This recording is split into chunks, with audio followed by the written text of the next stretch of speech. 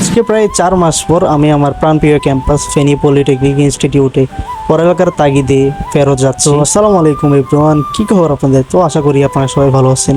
তো আমার আজকের এই ভিডিওটা হচ্ছে আমার 45 দিনের চ্যালেঞ্জের 6 নম্বর ভিডিও, অর্থাৎ 5টা ভিডিও অলরেডি আমার চ্যানেলে আপলোড আছে। তো আমি যাচ্ছিলাম হচ্ছে প্রায় 4 মাস পর আমার প্রাণপ্রিয় ক্যাম্পাস ফেনী পলিটেকনিক ইনস্টিটিউটে। যেহেতু এখন দেশের পরিস্থিতি স্বাভাবিক, তো এখন ব্যাক যেতে হচ্ছে কজ আমার ক্লাস খুলছে, প্লাস হচ্ছে আমার প্র্যাকটিক্যাল চালু। যেহেতু ডিপ্লোমা নিয়ে ভর্তি হয়েছি, তাই প্র্যাকটিক্যাল করাটা আমার জন্য অতি গুরুত্বপূর্ণ, কজ আমার ক্ষেত্রে হাতের কাজটাই বেশি প্রাধান্য দেয় আমার ডিপার্টমেন্টের ক্ষেত্রে।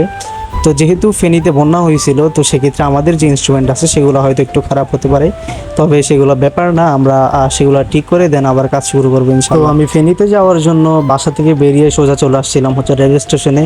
যদিও বাসে করেও ফেনীতে যাওয়া যায়, কিন্তু আমি রেলটাই বেছে নিলাম, কজ রেলে জার্নি করতে আমার অনেক মজা লাগে। তো রেল স্টেশনে আসার পর দেখি হচ্ছে আমার টাইম অলরেডি ওভার হয়ে গেছে, তো কোনো রকমে দৌড়াই রেলটা আমি মিস করি নাই, রেল ধরতে পারছি। তো অবশেষে আমি সিটে বসে দেখি যে সাথে সাথে ট্রেন ছেড়ে দিছে। তো দেন আমি বাইরের যে ভিউটা ওইটা দেখতেছিলাম, আর অনেক সুন্দর লাগছিল। আর হচ্ছে মাঝখানে ওখানে নাকি লাইন ক্লিয়ার নাই, ওই জন্য ট্রেন কিছুক্ষণ দাঁড়াইছিল, দেন আবার হচ্ছে ট্রেন ছেড়ে গেছিলো আর কি। তো যাক, ওটা সমস্যা না, মাঝে মধ্যে ট্রেনে হয়।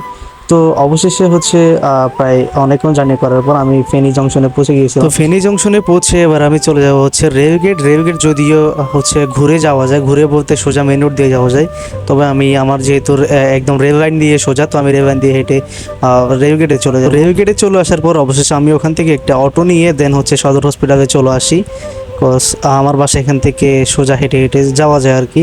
তো আমি ওখান থেকে হেঁটে হেঁটে গিয়ে অবশেষে আমার বাসার নিচে পৌঁছালো। বাসার নিচে পৌঁছানোর পর অবশেষে আমি হচ্ছে হাত মুখ দিয়ে ফ্রেশ হয়ে দেন আমার জিনিস গোছাইতে লাগলাম। অবশ্যই যেহেতু 4 মাস আসা হয়নি, তো আজকের জন্য এতটুকুই, দেখা হবে নেক্সট ভিডিওতে। আল্লাহ হাফেজ।